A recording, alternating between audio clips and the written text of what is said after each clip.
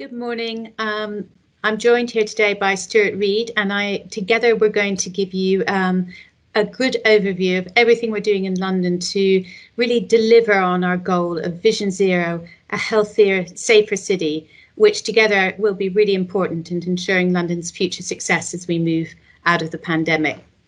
We spent a number of years putting in place a strategy, which it's an integrated strategy, which aims to do many things, in particular to shift our modal choices to more sustainable modes, to reduce traffic and to make our roads safer and cleaner so that people can safely enjoy active travel and the public health benefits that brings.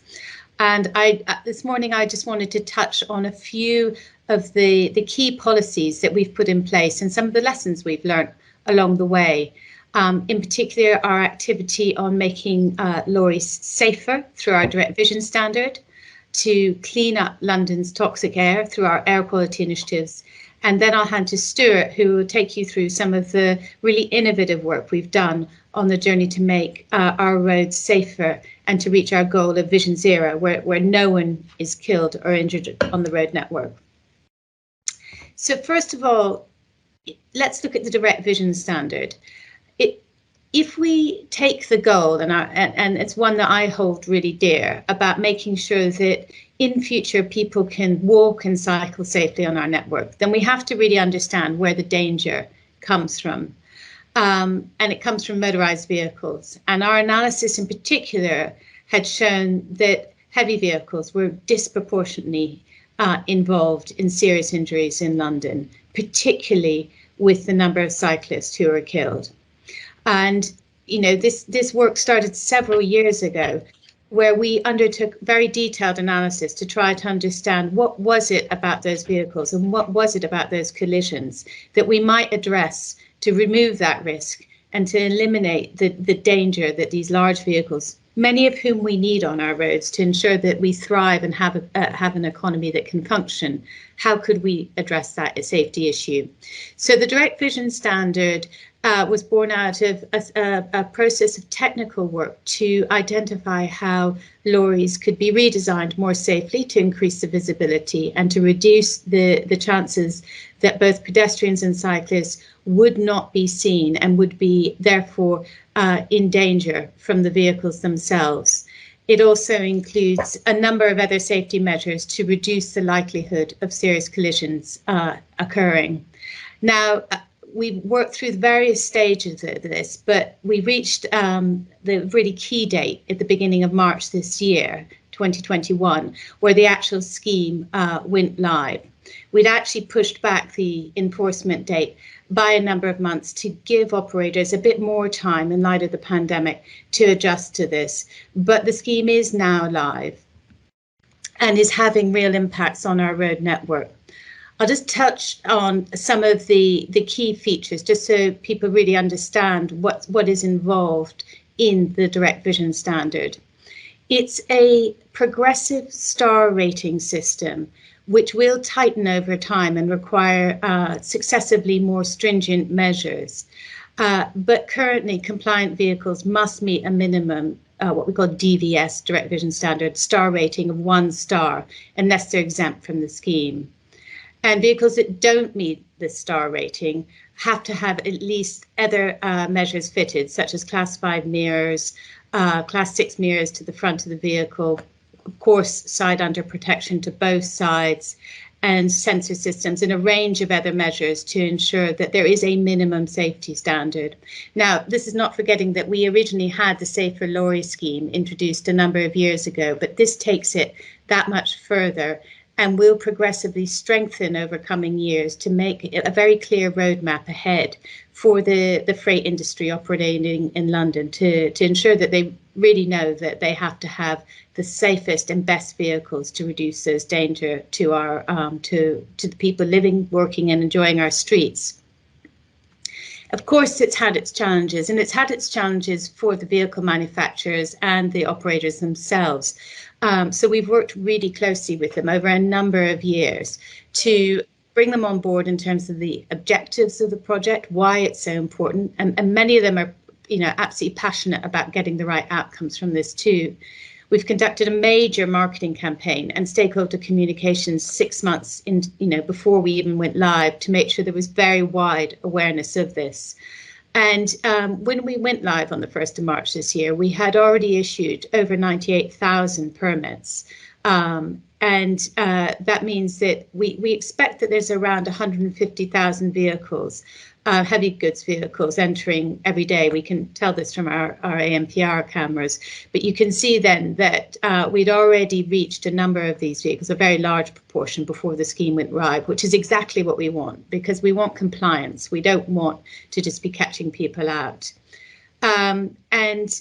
We'll continue to communicate with the industry and to make sure we're really pushing the benefits of this, because ensuring that the freight that must travel on London's roads is the safest it possibly can be will make a real difference to reducing risk for cyclists and pedestrians. It isn't the whole solution, as you will appreciate, and when Stuart talks a little bit more about the Vision Zero journey that we're going on, there is of course so much more that we need to do, not just around the safe vehicle category, around the safe roads and what we're planning on those, and also the behaviours and understanding of the people using those roads through our cycle training and other work.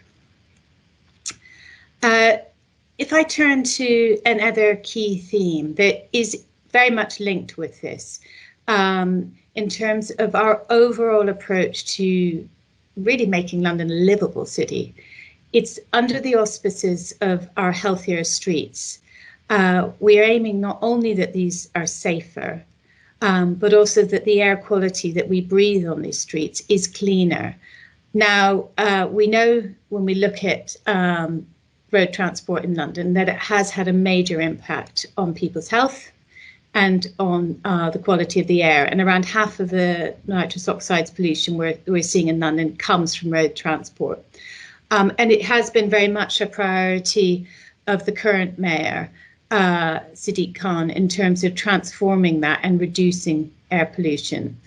And what we have achieved over the last few years has really been quite remarkable in terms of putting in place pretty progressive measures to address the air quality issues. But let me just sort of remind us of why we're actually doing this.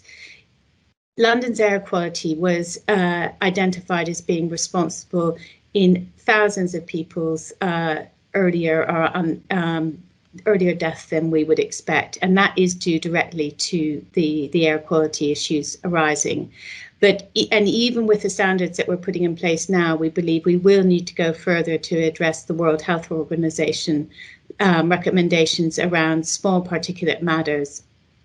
Nitrous oxides, particulate matter, directly impact on respiratory diseases, on the growth of children's lungs. And I think what we've seen over the last 5 years is a really growing recognition that it's just not acceptable not to address this. So what have we done? We've introduced, building on the low emission zone that we introduced in the early 2000s, or around 2007 onwards, we've introduced the new ultra low emission zone. And first of all, that was the central London ultra low emission zone, which came into force this time last year in April.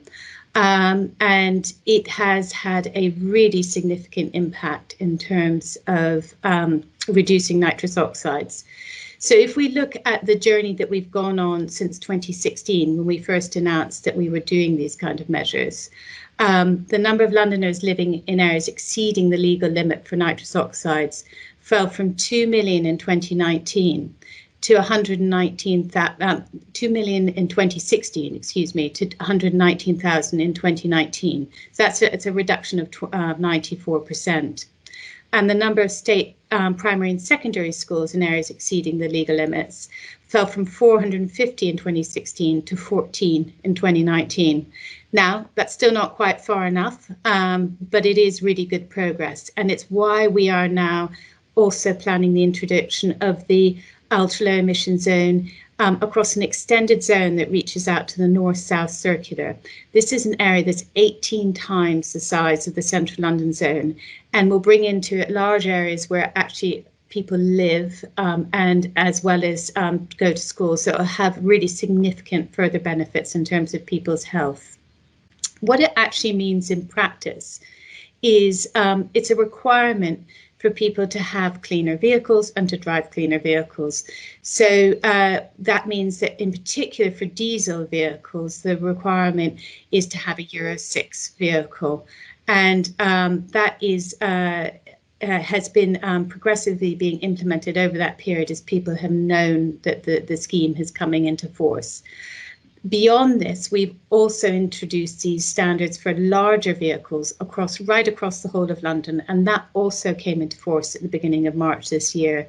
So together that is impacting on the emissions that we're seeing from heavy vehicles. So they're not only safer now, they're cleaner, as well as our own bus fleet, because let's be honest, TfL's bus fleet was one of the key polluters, and we needed to really do a lot to clean it up. So all 9,000 buses now meet this Euro 6 standard and have significantly reduced their nitrous oxide levels and their other particulate matter levels that would impact on people's health.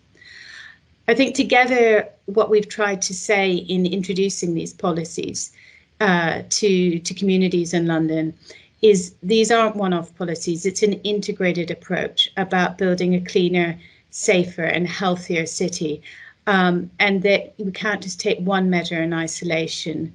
Overall, it is having a big impact. We are driving down the number of people who are being killed or seriously injured. It's a long journey to go on, and we are driving down pollution. But again, there's much more to do. And to just focus in particular on the safety elements now, I'll turn to Stuart and I'll let him tell us a little bit more about our Vision Zero work. Stuart.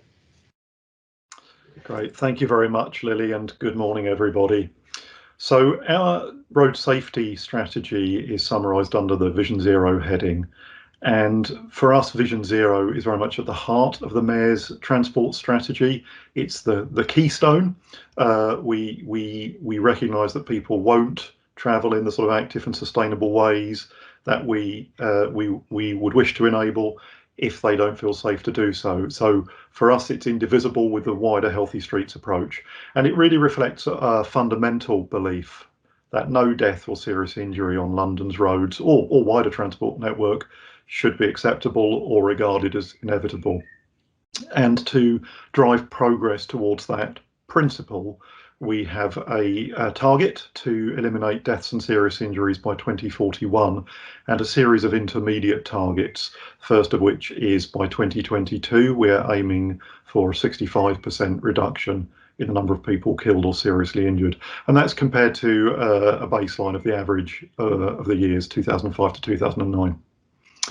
So we have been pursuing this policy for nearly 3 years now, and we're pleased to say, but in a sort of guarded kind of a way, that we've achieved a 39% reduction in the total number of people killed or seriously injured thus far. That was up to the end of 2019 and against that baseline.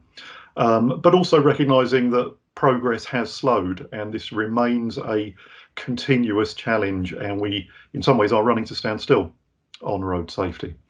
Of course, 2020 has been a year unlike any other, and in some ways this has led to a dramatic reduction in deaths and serious injuries in 2020 and into the first part of 2021. The final figures for the year are still going through our sort of data quality assurance process, but it is undoubtedly the fact that they will show a reduction in deaths and serious injuries for the year. But we know that this is largely an artifact of the pandemic and the disruption to journey patterns, although we have been very active in responding with our street space programme designed to provide safe space for people to walk and cycle in London and to socially distance under the pandemic conditions. And we've worked closely with the boroughs, who have really been very active, many of them in bringing in measures such as low traffic neighbourhoods to create space for people to safely walk and cycle during the last year. That overall 39% reduction in the number of KSIs has not been uniform, and actually we've already reduced KSI casualties by 65% for children, for people in buses, and for car occupants. And I think that's quite telling, and we'll come back to that in a moment. We've also seen an improvement in cycle safety. We have seen an absolute increase in cycle injuries actually since the baseline, but the analysis based on rates shows that it has become much safer to cycle in London over the last 10 to 15 years, and that is partly linked to a lot of the programs to create safe spaces for people to cycle, to reduce speed limits and so on, and those programs will continue.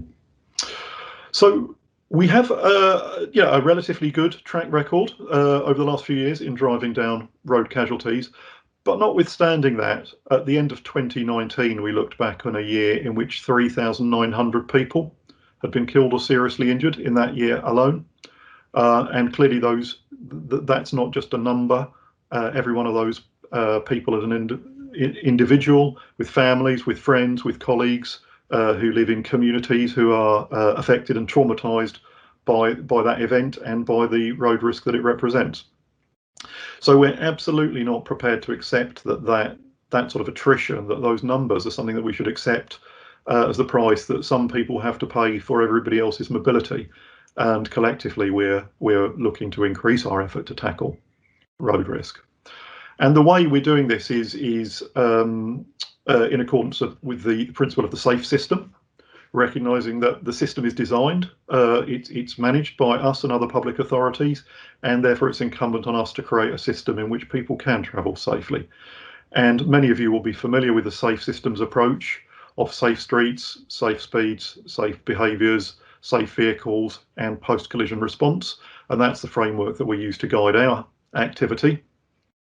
And working through those and leaving sort of vehicles to the end, we have done a lot in London within that framework. Just over the last couple of years, since 2016, we've delivered around 200 kilometres of new cycleways, which have led to a 30% reduction in deaths and serious injuries for cyclists on those routes. We've delivered 40 safer junction schemes. Overall, those have led to a 21% reduction in deaths and serious injuries at those junctions and a 46% reduction in cyclist collisions. London and many of the boroughs have led the way on this, has really embraced the approach of reducing the speed limit to a level that's suitable for vehicles to share space with people who are not in vehicles, with people walking and cycling. So now more than 40% of London's roads are at 20-mile-an-hour limits, and that includes around 7.5% of the strategic road network in London. So even our network, the Transport for London road network, which carries the highest proportion of traffic and strategic traffic and the sort of goods vehicles that Lilli was talking about, is at 20 miles an hour, and we have a program to continue to roll that out. And of course, we work very closely with the Metropolitan Police and the Roads and Traffic Policing Command, and they target high-risk offences. In 2020, they issued almost 76,000 traffic offence reports for a variety of offences, but focusing on the high-risk behaviours: speeding, mobile phone use and distraction, drug driving, uninsured vehicles, and so on. And we caught a further 240,000 drivers via our safety cameras on the London road network. So there's quite a lot already going on, and we're doing what we can as a highway authority to pursue the Vision Zero approach. But we also recognise that safe vehicles is one of the most important elements of the safe systems approach, and we are determinedly moving our focus away from the vulnerable road user, away from focusing on the cyclist, the pedestrian, the motorcyclist, and turning to the sources of risk. So Lilli's already talked to you about the direct vision standard and our approach to tackling heavy goods vehicles, which can be very high harm for obvious reasons if they're in collision with another road user.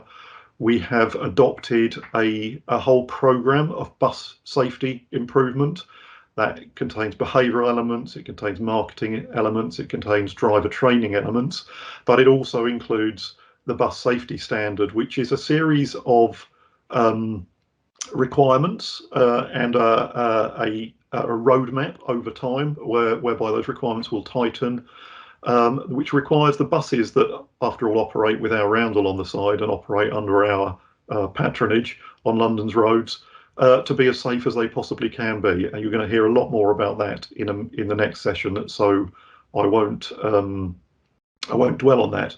But clearly that's a very important strategy for us. And then looking more widely at who hits whom, the vehicles most frequently involved in a collision in which another road user is injured is the car. And I said a few minutes ago that we have seen that the car occupant deaths and serious injuries have reduced by 65% against our baseline. And a large part of the credit for that goes to vehicle technology. The technologies now in vehicles has been incredibly effective at protecting vehicle occupants. And the imperative now is to shift the focus so that, as well as protecting the occupants, the focus of vehicle technology starts to be on protecting the people who are outside the vehicle. So we very much welcome the new GSR regulations, both the intent behind them and the detail and the requirements that they will place upon vehicles entering the vehicle fleet to be safe for everybody on the roads, not just for the occupants. We're also very supportive of the work to develop and promote equivalent safety ratings methodologies for vans and light goods vehicles, in the same way that NCAP has operated for consumer cars for quite some time now. We are also applying this thinking to our own vehicle fleet, and we've recently concluded some work with TRL, which has been looking at what the optimal features are which we should be looking for when we procure vehicles into our own vehicle fleet, for both safe and green outcomes. These two things are not separate domains that we treat separately. That work has been very helpful. It will help shape our approach to vehicle procurement going forward.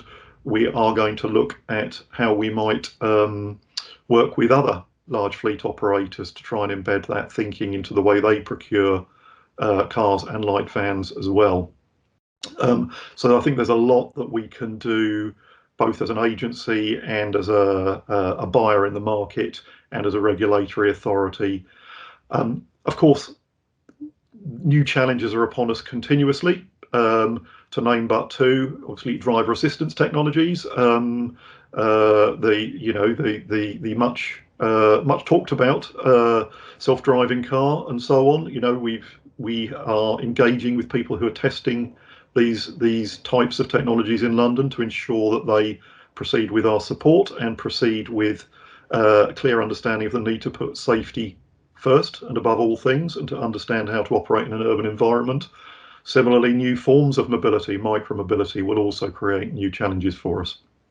So we don't have a total roadmap to Vision Zero in 2041, but what we do know is that accepting the continued attrition, the continued deaths of citizens of the city is not acceptable. It's not something we're prepared to stand by and watch happen.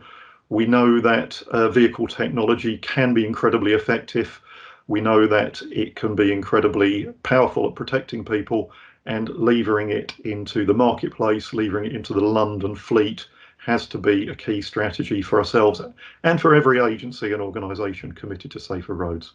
So thank you very much. I hope you found that useful, and we will leave it there, and I will appear in a few minutes in the Q&A.